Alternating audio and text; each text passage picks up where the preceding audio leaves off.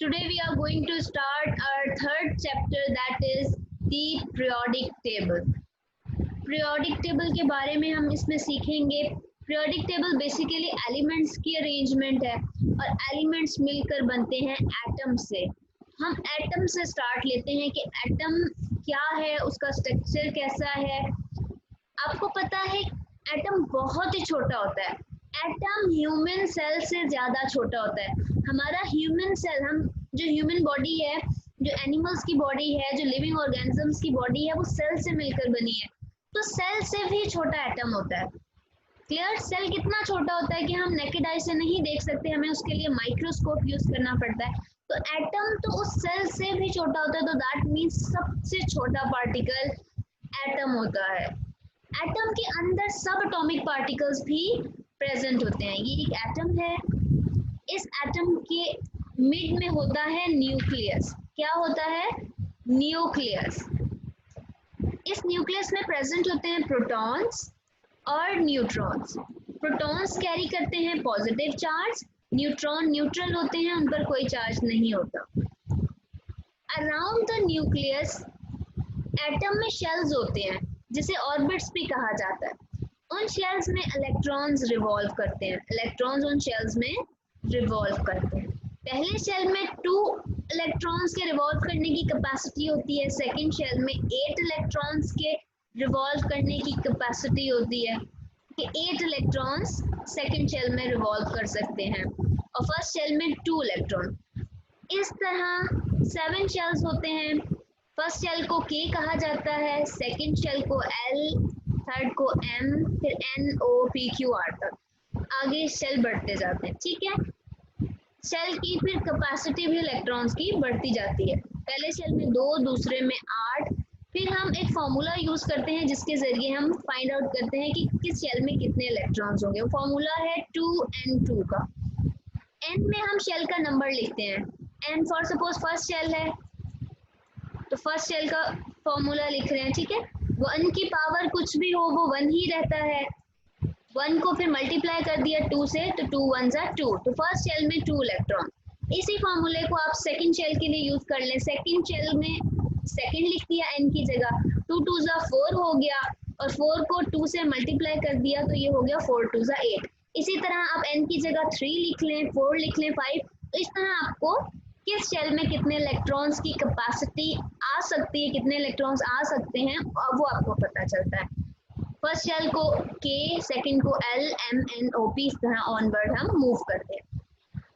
अच्छा, शेल्स में electrons revolve कर रहे हैं जिनके ऊपर नेगेटिव चार्ज है, जिन पर नेगेटिव चार्ज है. बीच में न्यूक्लियस होता है कंडेंस सा, उसे हम उसमें प्रेजेंट होते हैं न्यूट्रॉन जो कि न्यूट्रल चार्ज रखते हैं और प्रोटॉन्स जो कि पॉजिटिव चार्ज रखते हैं. क्लियर है? मैंने आपसे कहा कि बहुत ही छोटा सेल होता है.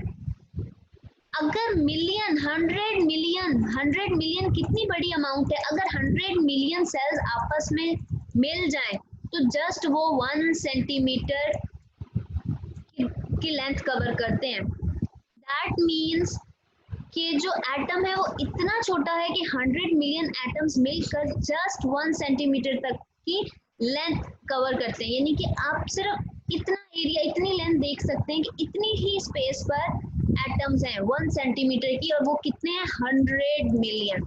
एटम कितना छोटा है, इतना मैं डॉट लगा रही हूँ, इससे भी छोटा एटम है कि आप उसे देख ही नहीं सकते. ये डॉट तो आपको फिर भी नजर आ रहा है पर एटम आप अपनी नेकेड आई से नहीं देखते. बीच में प्रोटॉन्स और न्यूट्रॉन्स प्रेजेंट होते हैं. प्रोटॉन्स पर पॉजिटिव चार्ज और न्यूट्रॉन्स न्यूट्रल होते हैं. और शेल्स में इलेक्ट्रॉन्स रिवॉल्व करते हैं जिन पर नेगेटिव चार्ज होता है. नेक्स्ट हम बात करते हैं बहुत सारी थ्योरीज की कि ये थ्योरीज आई कैसे, क्या चीज क्या है, इसके ऊपर स्टेप बाय स्टेप बात करते हैं. बहुत सारे साइंटिस्ट आए, उन्होंने हमें एटम्स के मॉडल्स बताए कि एटम कैसा है. थ्योरीज आती हैं, उसके बाद प्रूव होता है कि वाकई ऐसा है. यानी तो स्टार्ट में तो किसी को भी एटम के स्ट्रक्चर के बारे में नहीं पता था. तो डिफरेंट थ्योरीज आई, डिफरेंट साइंटिस्ट ने इस पर काम किया और हमें एक एटम के स्ट्रक्चर के बारे में बताया कि एटम का बेसिकली एटॉमिक मॉडल है कैसा. एटम कैसा होता है। सबसे पहले साइंटिस्ट जिन्होंने काम किया हम उनकी बात करते हैं, वो है जॉन डाल्टन। 1766 टू 1844 उनकी date of birth to date of death लिखी होती है। ये आपके एमसीक्यूज वगैरह में आपसे पूछी जाती है। फर्स्ट सबसे पहले हम जॉन डाल्टन के बारे में बात करते हैं कि वो क्या सोचते थे कि एटम क्या है, कैसा स्ट्रक्चर होता है। इन्होंने काम किया और इन्होंने कहा जॉन डाल्टन ने कि हर चीज जो है वो एटम से मिलकर बनी है। Everything was made of atoms, हर चीज एटम से मिलकर बनी है। एवापोरेशन का प्रोसेस होता है लिक्विड का गैस में कन्वर्ट होना। एयर और वाटर पार्टिकल्स से मिलकर बने हैं। According to John Dalton air और वाटर जो है वो पार्टिकल्स से मिलकर बने हैं। That's why they do evaporation. इस वजह से एवापोरेशन का प्रोसेस होता है। इस वजह से वाटर एयर में कन्वर्ट हो रही है, एयर में मिक्स हो रही है, एवापोरेट हो रही है, because they are particles. According to John Dalton अगर पार्टिकल्स हैं और ये मिक्सअप हुए हैं तो ही एवापोरेशन हो सकती है। अगर ये पार्टिकल्स ना होते तो इनमें एवापोरेशन का प्रोसेस नहीं हो सकता, इनमें एवापोरेशन का प्रोसेस नहीं हो सकता। तो जॉन डाल्टन यही सोचते थे कि हर चीज जो है वो एटम से बनी है और उनका डिफरेंट वेट है। इस पर इन्होंने डिफरेंट एक्सपेरिमेंट्स किए और बहुत सारा काम किया। एक हमें व्यू दे दिया कि कोई पार्टिकल है, कोई चीज ऐसी है, कोई ऐसा स्ट्रक्चर है कि जिसकी बेस पर ये एवापोरेशन हो रही है और वो जो पार्टिकल है उसी पार्टिकल से, यानी कि वो जो एटम है हर चीज उसी से मिलकर बनी है। क्लियर है? ये जॉन डाल्टन का आइडिया था। नेक्स्ट आते हैं Joseph John Thomson, J Thomson भी कहा जाता है इन्हें। जे थॉमसन ने एक एक्सपेरिमेंट किया था जिसे कहते हैं discharge tube experiment.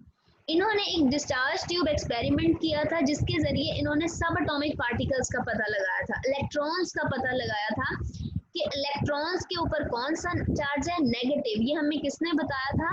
John J Thomson ने, Joseph John Thomson, J Thomson कहा जाता है इन्हें।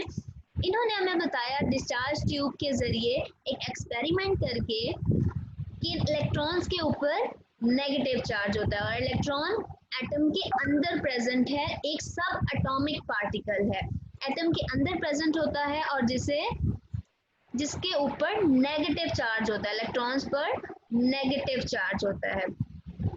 इन्होंने कहा कि बीच में कोई मोस्ट ऑफ द स्पेस जो एटम की है उसमें पॉजिटिव चार्ज है। तो हमें पता है कि एटम के बीच में न्यूक्लियस है और न्यूक्लियस पॉजिटिव होता है क्योंकि उसमें प्रोटॉन्स है, न्यूट्रॉन्स तो न्यूट्रल है, उस पर कोई चार्ज। तो उन्होंने कहा कि मोस्ट ऑफ द स्पेस पर पॉजिटिव चार्ज प्रेजेंट है और नेगेटिव चार्जेस जो है वो फैले हुए हैं। ठीक है, एटम की काफी सारी जगह है जहां पर पॉजिटिव चार्ज है, हमें पता है। अब हमें पता चल चुका है कि वो न्यूक्लियस है। जे थॉमसन जब एक्सपेरिमेंट कर रहे थे तो उन्होंने कहा कि कोई पॉजिटिव चार्ज है और उस पॉजिटिव चार्ज के इर्द गिर्द स्कैटर्ड हुए हैं नेगेटिव चार्ज, वो हमें पता है कि इलेक्ट्रॉन्स है। ऐसा ही है, साइंटिस्ट ने एक्सपेरिमेंट किए, एक रफ आइडियाज दिए, तो अब जाकर हमें एक एटम का प्रॉपर स्ट्रक्चर पता चला है। और इन्होंने cathode tube, discharge cathode tube है उसका एक एक्सपेरिमेंट किया था, उसके जरिए हमें बताया था। ट्यूब होती है जिसमें से सारा का सारा जो है वो वैक्यूम के जरिए प्रेशर निकाल लिया जाता है, सारा के सारे उसमें वैक्यूम कर दिया जाता है, सारी गैसेस निकाल ली जाती हैं वैक्यूम के जरिए और डिस्चार्ज ट्यूब को बिल्कुल खाली कर दिया जाता है और उसके बाद उसमें से करंट पास करवाया जाता है और प्रॉपर्टीज चेक की जाती हैं। पूरा एक्सपेरिमेंट है, इंशाल्लाह हम नेक्स्ट एक क्लास में इसे डिटेल में डिस्चार्ज ट्यूब एक्सपेरिमेंट को डिस्कस करेंगे। जे थॉमसन ने डिस्चार्ज ट्यूब एक्सपेरिमेंट के जरिए, कैथोड ट्यूब एक्सपेरिमेंट के जरिए हमें इलेक्ट्रॉन्स और प्रोटॉन्स का आइडिया दिया। उसके बाद आते हैं रदरफोर्ड, अर्नेस्ट रदरफोर्ड के एक्सपेरिमेंट की तरफ। अर्नेस्ट रदरफोर्ड ने एक एक्सपेरिमेंट किया, उसके जरिए हमें एक क्लियर व्यू मिल गया कि एटम कैसा होता है। अर्नेस्ट रदरफोर्ड ने जे थॉमसन के साथ मिलकर काम किया और उन्होंने जो हमें एक्सपेरिमेंट बताया, उन्होंने एक फॉइल ली, ठीक है, और उस फॉइल के ऊपर पॉजिटिव चार्जेस की बम्बार्टमेंट की, गोल्ड की फॉइल ली और उसके ऊपर पॉजिटिव चार्जेस की बम्बार्डमेंट की मींस पर हिट किए, ठीक है। पॉजिटिव पार्टिकल्स को उस गोल्ड की फॉइल जो है, गोल्ड के जिसमें एटम्स है उस पर हिट करवाया।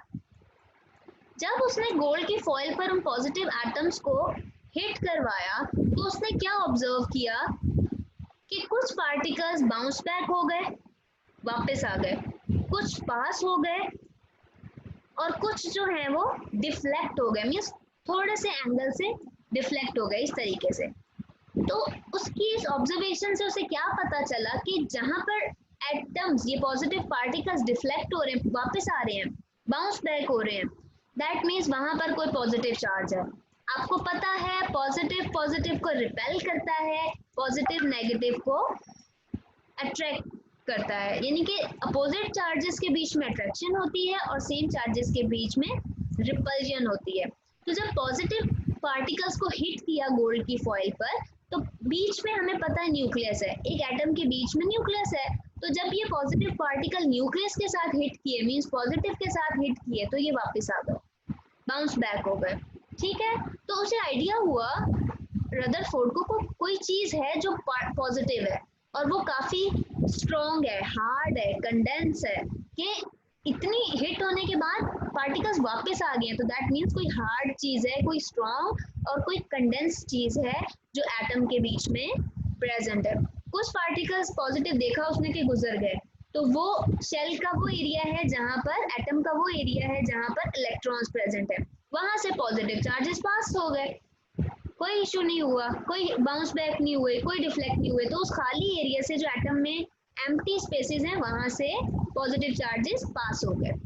कुछ पार्टिकल्स डिफ्लेक्ट हो रहे हैं, मींस डिफ्लेक्शन हो रही है, तो दैट मींस जहां डिफ्लेक्शन हो रही है वो न्यूक्लियस की सरफेस पर हिट हो रहे हैं। क्लियर है? जब पार्टिकल्स न्यूक्लियस की सरफेस पर हिट हो रहे हैं यहाँ कॉर्नर से, तो वो थोड़े से डिफ्लेक्ट हो रहे हैं, बीच में हिट नहीं हो रहे, कॉर्नर पर लग कर थोड़ी सी डिफ्लेक्शन हो रही है।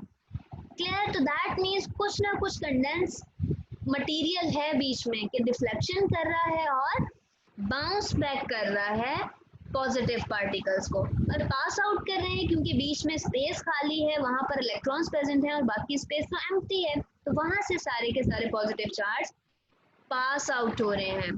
तो most of the charges pass out हो गए और कुछ चार्जेस बाउंस बैक हो गए, तो दैट मीन्स बीच में कोई छोटा सा मैस है लेकिन कंडेंस है, हार्ड है, जिसकी वजह से पार्टिकल्स बाउंस बैक हो रहे हैं। रदरफोर्ड ने ये एक्सपेरिमेंट जब किया तो हमें एक क्लियर स्ट्रक्चर मिल गया कि एटम के बीच में कुछ ना कुछ पॉजिटिव चीज है और बाकी स्पेस में पॉजिटिव नहीं है, नेगेटिव हो सकती है। क्लियर है?